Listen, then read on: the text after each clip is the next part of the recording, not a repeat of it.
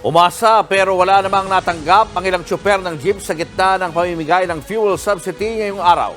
Pero bukod sa ayuda, posibleng magpatupad ng taas pasahe sa Nobyembre. Nasa frontline na balitang yan si Gerard de la Peña. Bit-bit ang 50 card ng mga miyembro ng kanyang kooperatiba. Dumiretso si Pasang Mazda President Obet Martin sa ATM na ito. Sisilipin niya kung pumasok na ang ipinangakong fuel subsidy ng LTFRB ngayong araw. Pero pag-check ng balance, wala pa rin ang pera.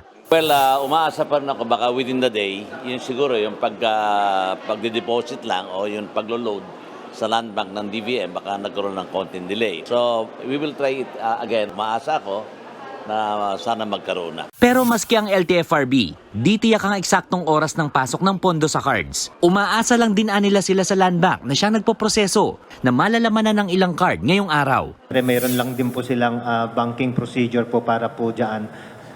Pero sigurado po yon na makikredit po nila at bibigyan po nila ng prioridad.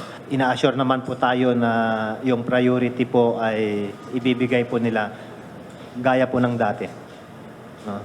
Hopefully, mga tong araw po na ito, may siguro mga 5 to 10% may credit na po nila bukas, mga ganun po. Sa kabila naman ng delay sa pamamahagi ng fuel subsidy, may aasahan namang dagdag pasahe ang mga tsuper bago matapos ang taon. Posible magpatupad ang LTFRB ng provisional o pansamantalang fare hike sa jeepney pagsapit ng Nobyembre. Pinag-aaralan pa naman nila kasama ang NEDA kung magkano ang idadagdag sa pasahe. Yan ho, binabalanse rin ho namin sa pangangailangan ng buong bansa. Dahil pag tinaasan ho namin yung presyo ng pamasahe po, malaki pong epekto nito sa ekonomiya at magtataasan ho halos lahat ng presyo. Sa September 26 didinggin ng LTFRB ang fare hike petition na isinampa ng iba't ibang transport group. Kung ano man mapapag-usapan dito, aabutin daw ng mahigit isang buwan bago maipatupad dahil sa dami ng prosesong kailangang pagdaanan. Kasama na rito ang pagpapaaproba sa NEDA para makita kung ano magiging epekto nito sa inflation at sa buong ekonomiya. Bukod sa presyo ng langis, kasama rin sa konsiderasyon ang tumataas na presyo ng mga pyesa ng sasakyan. Naintindihan ho namin kung ano po yung kinalalagyan ho nila. Nararamdaman din ho namin. Kaya lang po, hindi naman ho kami pwedeng umaksyon kaagad-agad. Lahat ho ng aksyon namin dito ay pinag-aaralan po.